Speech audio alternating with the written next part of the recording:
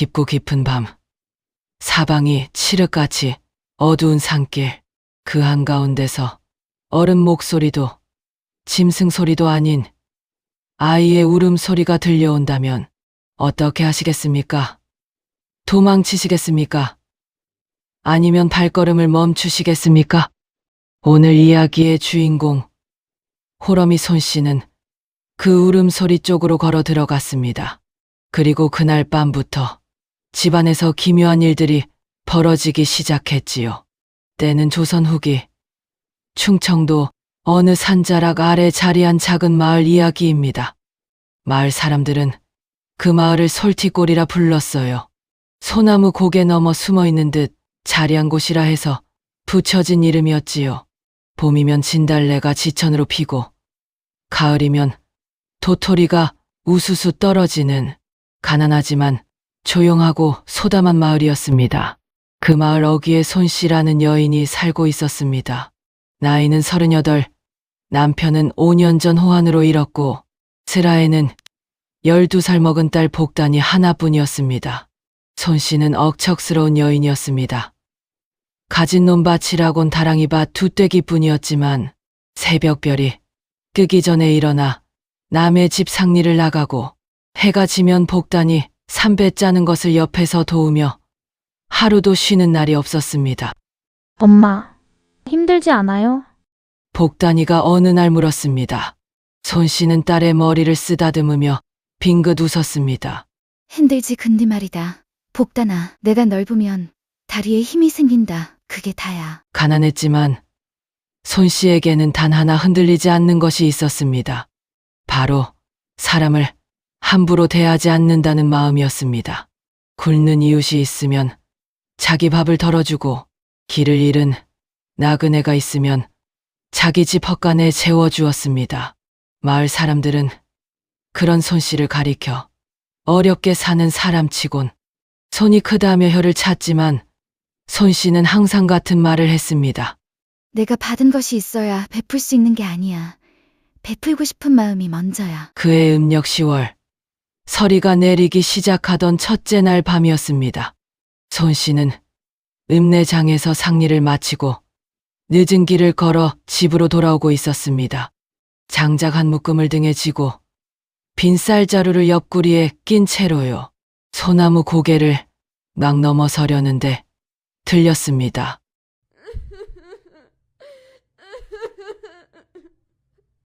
처음엔 바람 소리인가 했습니다. 가을 바람이 소나무 사이를 지나면 꼭 그런 소리를 내거든요. 그런데 멈추지 않았습니다. 가늘고 떨리고 기진한 듯한 울음소리였습니다. 영락없이 어린아이의 목소리였어요. 손씨는 걸음을 멈췄습니다. 이 밤중에 산속에 아이가 있을 리가 없다. 혹시 도깨비불이 홀리는 건 아닌가? 귀신이 우는 소리일 수도 있다. 가슴이 쿵쿵거렸습니다. 다리가 떨렸습니다. 그러나 손씨의 두 발은 제 마음을 배반하고 울음소리 쪽으로 움직이고 있었습니다. 소나무 새 그루가 삼각으로 서 있는 곳, 그 뿌리 사이에 웅크린 무언가가 있었습니다. 손씨는 품에서 조각초에 불을 붙였습니다. 촛불이 흔들리며 빛을 밝혔습니다. 아이였습니다. 5살은 되었을까요? 그보다 어릴지도 모릅니다. 머리카락이 떡이져 엉켜있고 옷은 어찌나 얇은지 솜 한 올 없는 적삼 하나뿐이었습니다. 맨발이었고 발바닥엔 생채기가 가득했습니다. 얼굴은 눈물과 흘리기 범벅이 되어 있었고 눈은 반쯤 감긴 채 고열로 불그스름하게 달아올라 있었지요. 손씨는 무릎을 꿇었습니다. 얘야, 얘야 정신 차려봐라. 아이는 눈을 가늘게 뜨더니 손씨를 바라보았습니다. 그 눈빛이 기묘했습니다. 5살 아이의 눈이 아니었습니다. 까맣고 깊고 고요한 마치 오래된 산속모처럼 한없이 깊어 보이는 눈이었습니다. 아이가 입을 열었습니다. 추워요. 그 한마디에 손씨는 더 이상 아무 생각도 하지 않았습니다. 등에 진 장작 묶음을 내려놓고 자신이 두르고 있던 것 포기를 아이에게 덮어 씌웠습니다. 그리고 그 작은 몸을 번쩍 안아들었습니다. 됐다. 우리 집으로 가자. 따뜻한 곳으로 가자꾸나. 아이의 몸에서 이상한 냄새가 났습니다. 짐승 냄새도 사람 냄새도 아닌 비가 오기 전 깊은 산이 내뿜는 그 서늘하고 청명한 냄새였습니다. 손 씨는 그 냄새를 맡으며 속으로 생각했습니다. 이 아이, 보통 아이가 아닐지도 모른다. 그래도 상관없다. 지금 이 아이에게 필요한 것은 따뜻한 밥 한 술과 잠자리다. 집에 돌아오자 복단이가 기겁을 했습니다. 엄마, 그 아이 누구야? 어디서 데려온 거야? 산에서 울고 있었어. 오늘 밤은 재워야겠다. 산에서요? 복단이의 눈이 휘둥그레졌습니다. 손 씨는 아이를 아랫목에 눕히고 보리죽을 끓였습니다. 아이는 몇 숟갈 먹더니 이내 잠이 들었습니다. 그런데 그날 밤부터였습니다. 첫째 날 밤 손 씨는 자다가 눈을 떴습니다. 방 안이 낮처럼 환했습니다. 달빛인가 하고 창을 보았는데 창은 닫혀 있었습니다. 빛은 아이 쪽에서 나오고 있었습니다. 아이의 몸 주위로 은은하고 따뜻한 빛이 퍼지고 있었는데 눈을 비비고 다시 보니 아무것도 없었습니다. 꿈인가 보다 꿈이겠지. 손 씨는 다시 눈을 감았습니다. 둘째 날 아침 마당에 나갔던 복단이가 소리쳤습니다. 엄마? 엄마 이리 와봐. 손 씨가 뛰어나가 보니 텅 비어있던 뒤란 항아리에 쌀이 가득 차 있었습니다. 어젯밤까지 분명히 비어있던 항아리였습니다. 자물쇠도 잠겨 있었는데 자물쇠는 멀쩡했습니다. 누가 넣어놓은 건가? 손 씨는 이웃집을 다 돌아보았습니다. 하지만 아무도 모른다고 했습니다. 셋째 날 다랑이 밭에 나가보니 서리에 얼어 죽었을 것이 분명한 배추들이 멀쩡하게 싱싱한 채로 서 있었습니다. 이웃집 밭은 다 얼어 있었는데 손 씨 밭만 홀로 살아 있었습니다. 넷째 날 손 씨 집 굴뚝에서 연기가 나기 시작했습니다. 손 씨가 불을 떼지도 않았는데 아궁이가 저절로 달아올라 방 안이 훈훈했습니다. 마을 사람들이 수군거리기 시작했습니다. 손 씨 집에 이상한 아이가 생겼다더니 산속에서 데려왔다고? 혹시 산신령 아이 아니여? 그러게 요 며칠 손 씨 집에서 이상한 일이 계속 일어난다지. 그러던 어느 날 마을에서 제일 큰 부자인 최참봉이 손 씨를 찾아왔습니다. 최참봉은 논밭을 수십 마지기 가진 사람으로 인색하기로 소문이 자자해서 마을 사람들 사이에 꽉 막힌 독이라는 별명까지 있었습니다. 손씨, 그 아이 말이오 내가 데려가겠소. 손 씨는 눈살을 찌푸렸습니다.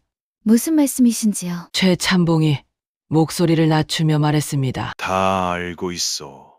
그 아이 데려온 뒤로 손씨 집에 쌀도 생기고 밭도 살아나고 불도 저절로 타오른다면서요. 그 아이가 복을 가져다 주는 아이인 게 분명하오. 내가 그 아이를 데려가는 대신 논 5마지기를 드리리다. 손 씨는 아무 말도 하지 않았습니다. 최참봉이 계속했습니다. 논 10마지기를 드리겠소. 손씨 평생 먹고 살 수 있는 땅이요. 복단이가 손 씨의 옷자락을 잡아당겼습니다. 눈빛에 흔들림이 있었습니다. 12살 아이로선 당연한 마음이었습니다. 논 10마지기라면 굶을 걱정은 사라지는 것이니까요. 손 씨의 마음도 흔들렸습니다. 흔들리지 않았다면 거짓말이지요. 그 여인도 사람인 이상 굶주림에서 벗어나고 싶은 마음이 없을 리 없었습니다. 그러나 손 씨는 아랫방으로 걸어가 아이를 보았습니다. 아이는 마당에 나가 복단이와 함께 낙엽을 모으고 있었습니다. 그 아이의 웃음소리가 마당에 퍼졌습니다. 처음으로 짖는 웃음이었습니다. 손 씨는 돌아섰습니다. 최참봉 어른, 왜 그러시오? 이 아이는 제가 산속에서 거둔 아이입니다. 팔 수 있는 물건이 아닙니다. 최참봉의 얼굴이 굳었습니다. 논 20마지기까지 드리겠소. 20마지기든 100마지기든 마찬가지입니다. 이 아이는 팔 수 없습니다. 돌아가 주십시오. 최참봉은 분통을 터뜨리며 돌아갔습니다. 후회할 거요. 손씨 두고 보시오. 그날 밤 복단이가 엄마에게 물었습니다. 엄마, 솔직히 말해봐. 논스무지기 제안 들을 때 흔들리지 않았어? 손 씨는 잠시 말이 없다가 솔직하게 대답했습니다. 흔들렸지. 그럼 왜 안 받았어? 그 아이 웃음소리를 들었거든. 처음으로 웃더라. 복단이가 고개를 끄덕였습니다. 나도 들었어. 그 소리 들으니까 나도 팔면 안 되겠다 싶었어. 손 씨가 딸을 꼭 안았습니다. 우리 복단이 다 컸구나. 그날 이후로도 손 씨 집에 기묘한 일은 계속되었습니다. 찬설이가 내린 날, 손 씨가 아침에 일어나 보니 마당에 장작이 수북이 쌓여 있었습니다. 누가 베어다 놓은 것인지 알 수 없었습니다.